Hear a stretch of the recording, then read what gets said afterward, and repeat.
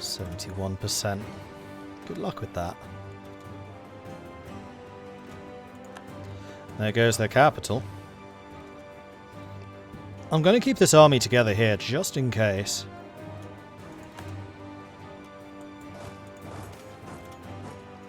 Elven minority has been expelled. Good riddance. Stupid elves. Stupid.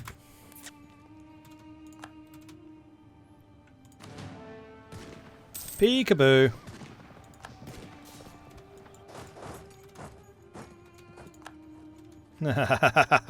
Yeah, I thought you guys might turn around at that. Slight bit of provocation on my part.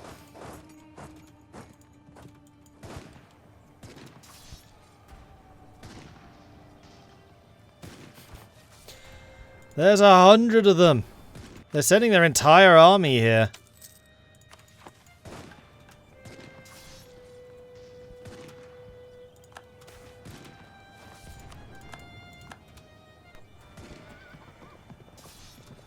We're still obliterating everything in front of us. Just the sheer power of our artillery in the front row is just so strong. Are we going to win this? Are we seriously going to win this? I think we're going to win this. We're going to win this. We're not going to win this.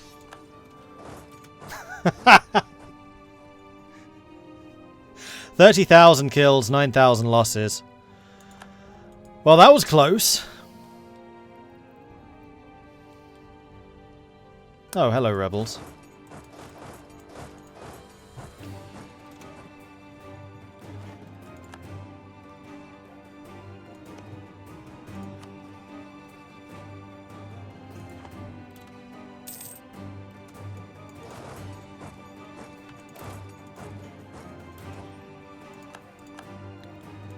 And yeah, you guys are going to sit just next door, just be like, hey, remember us?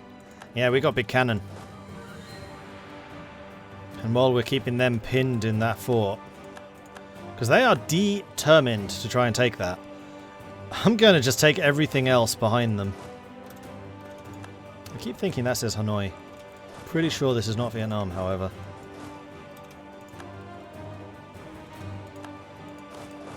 But then again, I could be wrong.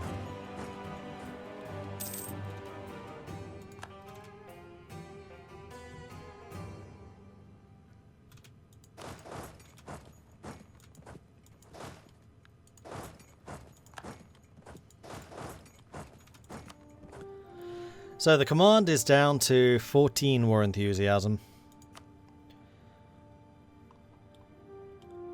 I still wouldn't be able to take the capital.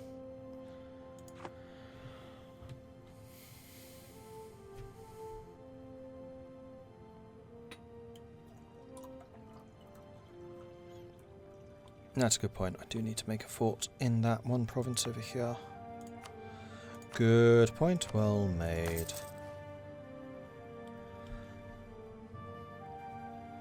Unfortunately, there's no real point putting a fort in this bit. It's too straight.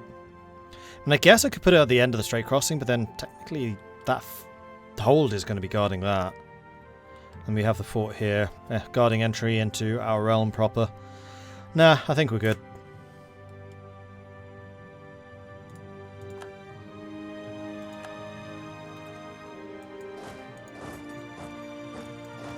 Oh, hello.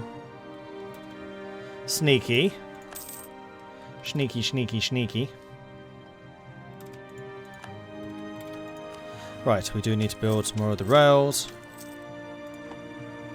And there we go.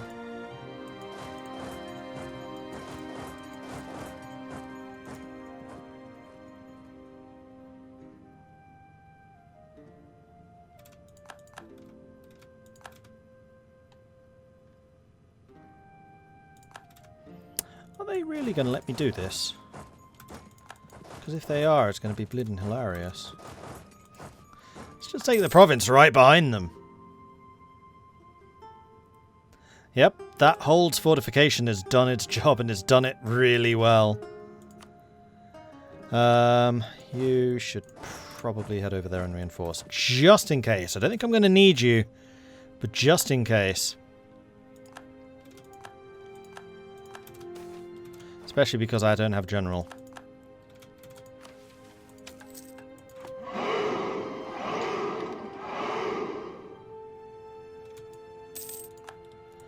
Let's move you guys out a little bit more.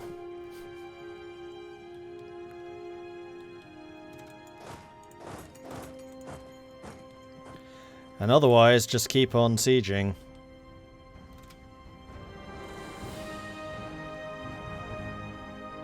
It's a good pincer, yeah, I agree. It's a very good one. Red Centaur wants me to drink some tea.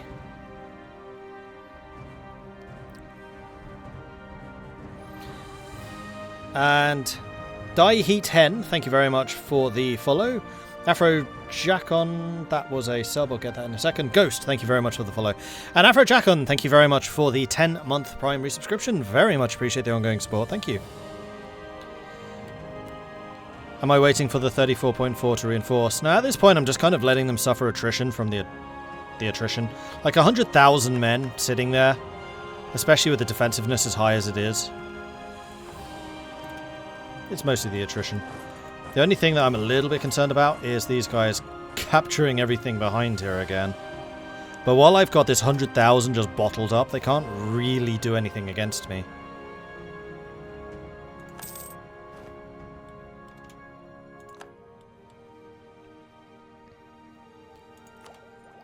Still 7 years ahead of time, so I think I'm just going to go ahead and do some more development.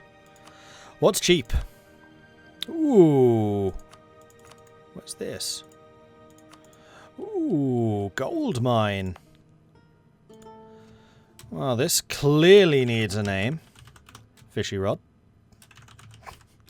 It's a fishy rod. And it is going to get production.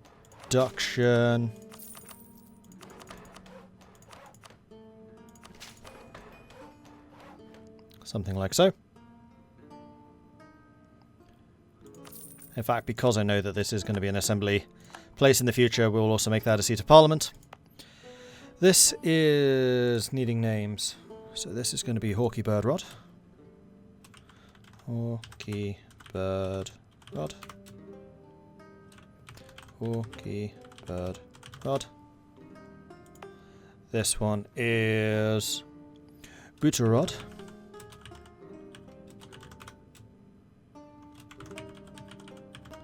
Oh, there was... Someone subscribed earlier, specifically because they wanted to have a road named after them. I will look who that was. I think it was in the previous stream, wasn't it? Barcius.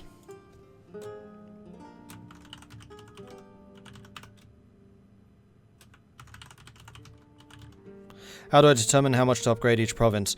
So, somebody crunched the numbers, and it's a fairly widely accepted thing that gold mines should get 10 development. It's a good balance between money made and also a chance of dying. But otherwise, yes, just purely on cost. And I just know which trade goods affect what. So, for example, fungi, cattle, wine, you generally want manpower. Gold, iron, copper, glass, you generally want production. Then everything else is tax. Admin.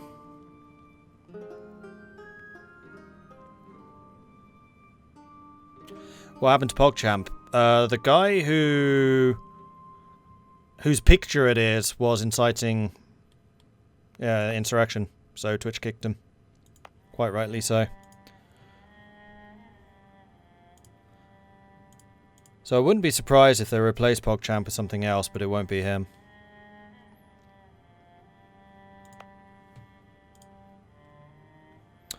Mokamars. Rod. Mocha Mars Rod. And we do still have a couple more Dwarves down here. So this is going to be Xylic Rod.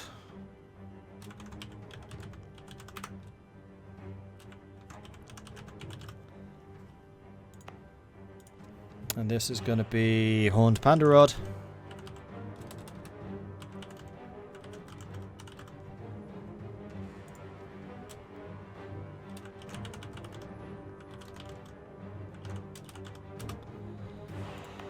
This is going to be Boranamon and Rod.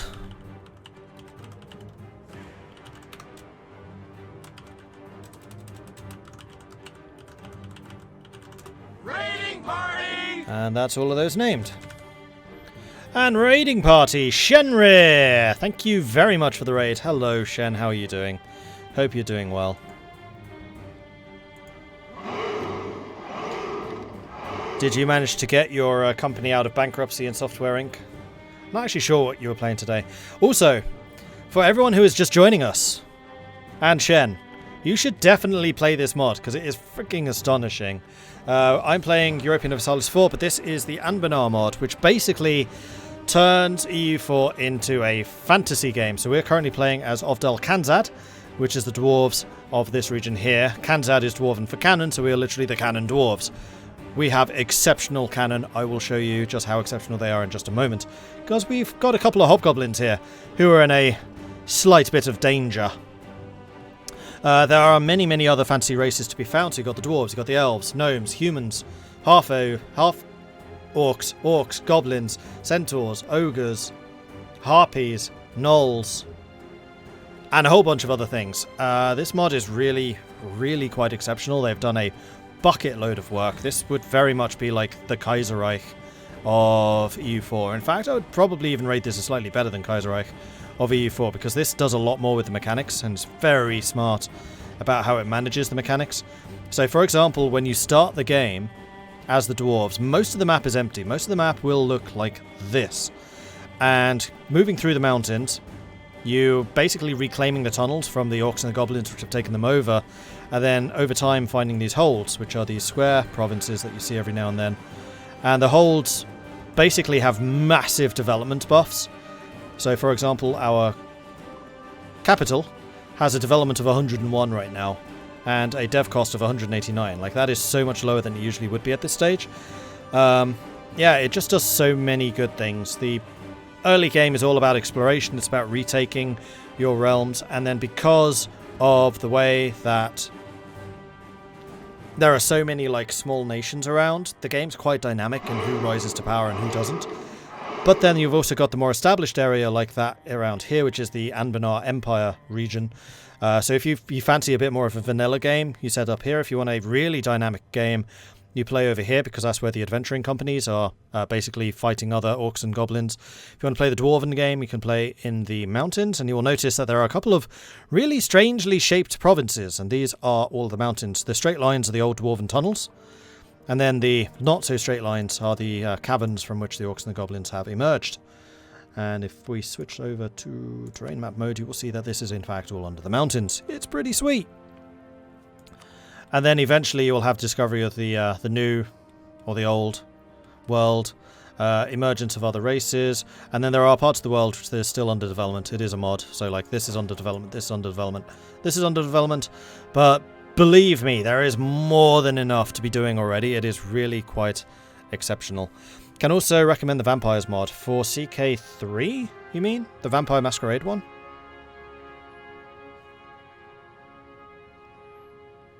You can have a Lich, Immortal Mage King. Yeah, it also introduces things like magic. You have generals who are rather superior to vanilla generals. Like we had one guy who had a 12 shock, was it? There was something bizarre like that. Yeah, so the Masquerade mod, it's not done yet. I saw Bavarian playing a bit of it, and it's nowhere near as developed as this. So Vampire the Masquerade has the same problem that a lot of the really, really ambitious total conversion mods have, is they're just not deep enough. There's not enough going on yet. But it will come in time. Development takes time.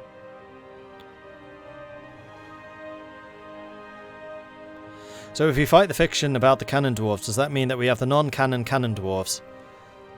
I guess? And if you dare say that this playthrough right now is not canon, then I will bring my cannons to bear on you.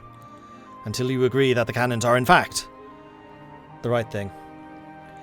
In the meantime, Derpification and Naval Warlord. That's a cool name. Thank you very much for the follows. Welcome to the channel. Right, so you probably want to see some cannon dwarves in action. So we've got two nice armies arrayed around these hobgoblins who are currently completely surrounded. Let's go and attack them. So, 80,000 cannon dwarves when these guys arrive. Against the 95,000 hobgoblins, we have got 7.2 morale to their 4.9, 2.7 tactics to their 2.6. They do have 118 discipline to my 112, but my cannon is quite frankly outrageous and will be doing an enormous amount of damage now that everybody has arrived. This is definitely one of the biggest, if not the biggest battle of the game yet. They lost, actually remarkably few. 18,000 to my 7,500. But part of the reason why we are the cannon dwarves right now is because if we take a look at the modifiers, which you can find in here. Artillery combat ability plus 20%, artillery damage from back row plus 35%, artillery fire plus 0.5%. Like, our cannons are redonkulously strong. They are very, very impressive. Okay, they are being annoying and starting to siege this stuff back again, which is unacceptable.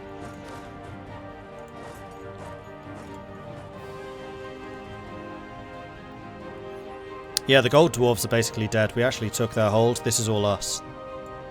We go all the way up to here. As we're slowly but surely trying to take the mountains back again. For the Dwarven Empire. We are really quite astonishingly strong compared to just about everyone. Also, the guys who were in first place are now 8th. Mostly because they're just not teching up. So the Boyanooks at one point controlled this. Literally all of this. They're relegated to this now. Whoops. Did I have the Horde Curse yet? Yes, I did. Put me 14,000 ducats into debt. Not going to say more than that, though, because I don't want to spoil it for other people. Fun fact, in Ovdal Kanzon, heresy is punished by being shot out of a cannon, because that which is not cannon clearly is ammunition. I like that, that's good.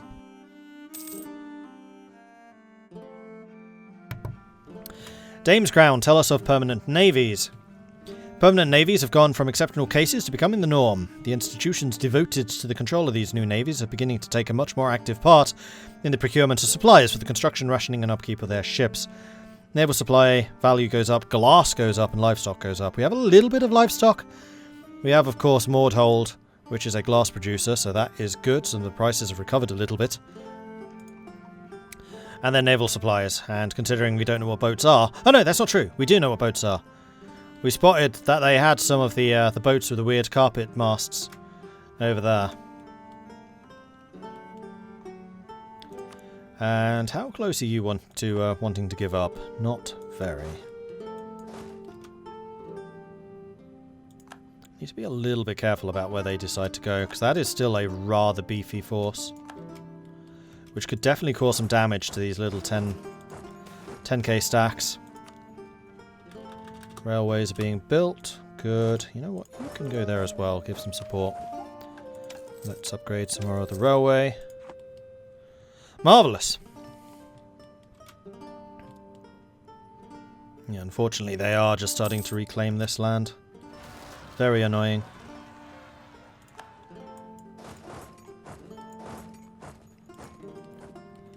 And then we've got rebels over there. Are you going to automatically move? No, because I didn't have autonomous rebel hunting enabled. Well, I do now. There you go. Good.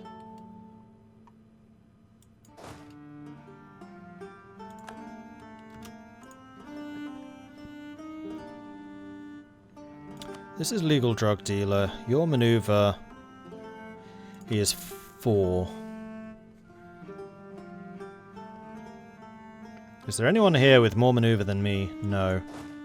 In fact, you're locked in, so we'll go and catch you over here. Yeah, it's going to be a mountain. That's not going to be good. Too late. Thankfully, these guys are split up a fair bit. Alright, those rebels are dead, so let's get you back into the fight. Oh yeah, that's an exit. I forgot about that. Merge you, merge you. Tiltagar is 1. Let's go for Sanavan as well.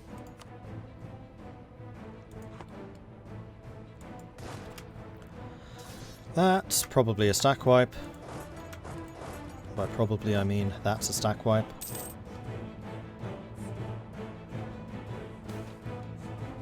High King has died of old age. Damn. Well, thankfully Kugrum Ringbeard is 20. 452. Nowhere near as good as my old 666. Who, when he took the throne, I think was a 555. Well, Durin's reign lasted a bloody long time and he got an awful lot done in the meantime. That's a few pretenders. Oh no, these are going to be cannon dwarves too. Okay, that's going to be interesting. A pretender has risen to dispute the succession of Kurgum, citing the pretext of extraordinary injustices of the Powder Keg rule and casting aspersion on the legitimacy of the new High King. Storin Axehammer has raised an army to support his claim for the crown and is marching on the capital. God is with Kurgum!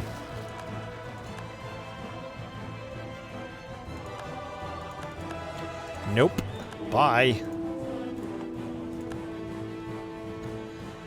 Alright, 77,000. We do have an army here. I think, however, I might need you guys to return. And we'll... Thankfully, like, all of my holds have ridiculous defenses. Oh, you're splitting up? War taxes are still active. True.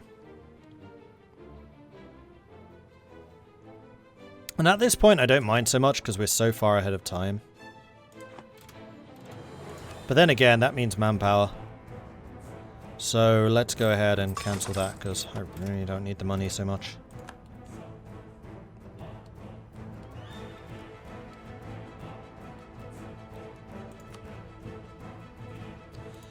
Okay, the command is down to just one.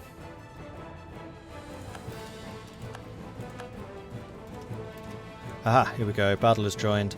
So this is going to be an important one because these are cannon dwarves. The only problem is they've only brought 14... Mistake! Cavalry for the dwarves. Tisk, tisk, tisk. This is what happens when you bring cavalry to a cannon fight. They die to shrapnel and grape shot.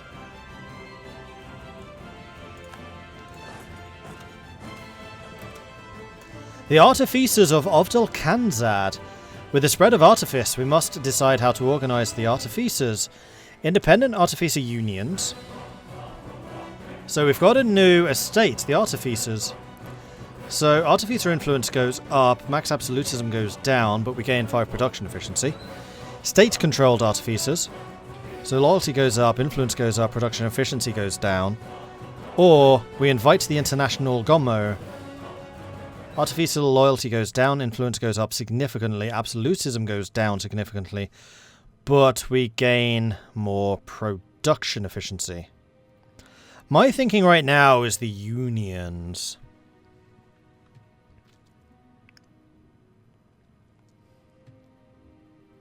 Although I could also very much be persuaded by the Gomo, because we haven't had many problems with loyalty, and I really like production efficiency. Production efficiency for us is bloody huge, because by far and away our biggest income is through production. The unions sound pretty dwarvish. Remember that we did institute regular working hours. Like, one of the big penalties we have actually is because we're so pro-worker. Pay reforms, production efficiency down, tax modifier up. No, it wasn't working hours, it was pay. We pay them properly. And because they get paid more, we can also tax them more.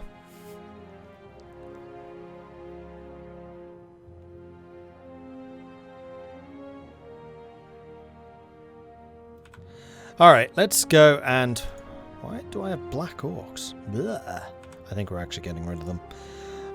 Right, let's go and take a look at the poll, because I think this will be an interesting one to do. So, Artificers. Independent. Unions. We can have state-controlled. Or we can have the International Gomo. I have no idea what that means. But it sounds gnomish. Alright, get your votes in. Vote, vote, vote. What shall we do? Independent Union, State-controlled, or International Gomo?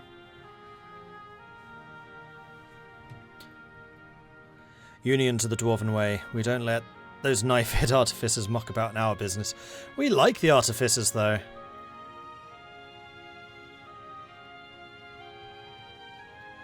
Barasan wants me to drink some tea. Alright then.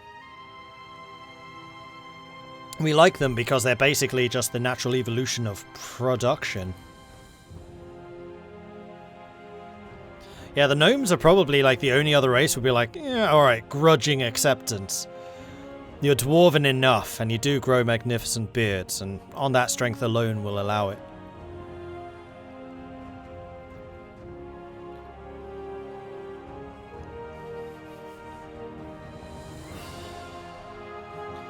Alright, interesting vote. So Kalinicus contributed 34,000 channel points. Thank you for that. State controlled got 7% of the vote. And then there was a bit of a fight-off between the Unions and the Gomo, which were, one of them was on 44% and one of them was on 49%. And it was the Gomo who came in second with the 44%, which means that the independent Unions have won the day. So we're going to go and grab that. And the Artificers, currently only a little bit of production efficiency. Artificer Siegecraft would allow me to get more fort defense and siege ability, though they need to have more influence. Increased autonomy gives them more loyalty and more influence. Oh, and then these are the 3 different organizations.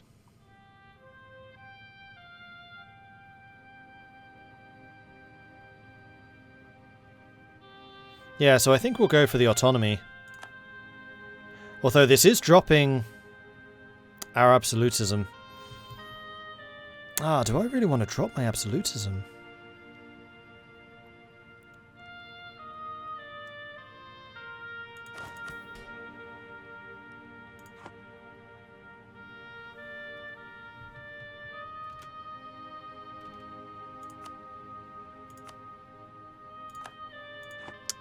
I don't know. I might actually end up undoing that one. Because now my maximum absolutism is 3. No. Yeah, it's literally 3. We're currently above our limit. Yeah, we have some very strong estates, and we've been fairly reliant on those strong states too. In fact, why are you still around? I thought I got rid of you ages ago. Apparently not. I should have. That allows us to get up to 8. And absolutism would... admin efficiency, foreign core duration, and discipline. I would like to have some more discipline.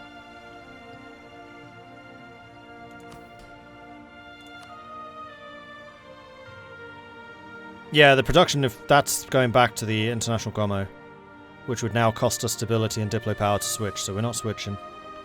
We're sticking with this one. And then they also have a production efficiency because of their influence. So in fact, the more influential they are, the artificers can really ramp up your production.